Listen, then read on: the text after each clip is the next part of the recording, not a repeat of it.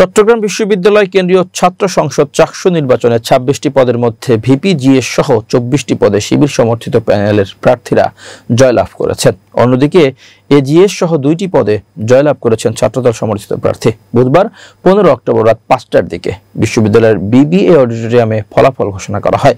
VP Ibrahim Roni বিশ্ববিদ্যালয়ের ২০১৭-১৮ সেশনের ইতিহাস বিভাগ শিক্ষার্থী, জিএস সাইদ বিন হাবিব ২০১৯-২০ সেশনের ইতিহাস বিভাগ শিক্ষার্থী এবং এজিএস আইয়ুবুর রহমান তৌফিক ২১-২২ সেশনের ইসলামের ইতিহাস ও সংস্কৃতি বিভাগের শিক্ষার্থী। ছাত্র শিবির সমর্থিত ভিপি প্রার্থী ইব্রাহিম হোসেন রনি পেয়েছেন ৭,৯৮৩ ভোট। তার নিকটতম প্রতিদ্বন্দ্বী ছাত্রদল মনোনীত ভিপি প্রার্থী সাজ্জাদ হোসেন হৃদয় পেয়েছেন ৪,৩৭৪ ভোট। জিএস পদে শিবির সমর্থিত প্রার্থী সাইদ বিন হাবিব পেয়েছেন ৮,০৩১ ভোট।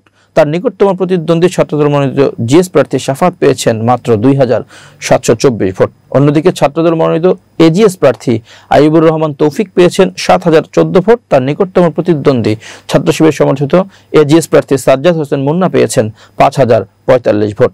ছাত্র শিবির সমর্থিত প্যানেলের অন্য বিজয়ীরা হলেন মোহাম্মদ শাওন, হারিজুল ইসলাম, জিহাদ হুসাইন, আব্দুল্লাহ আল নোমান, জান্নাতুল আদন নুসরাত, নাহিমা আক্তার দীপা, জান্নাতুল ফেরদাউস রিতা, মাহবুবুর রহমান, তাহসিনা রহমান, আফরান হাসান ইমরান, মোনায়েম শরীফ, মেহেদী হাসান প্রমুখ।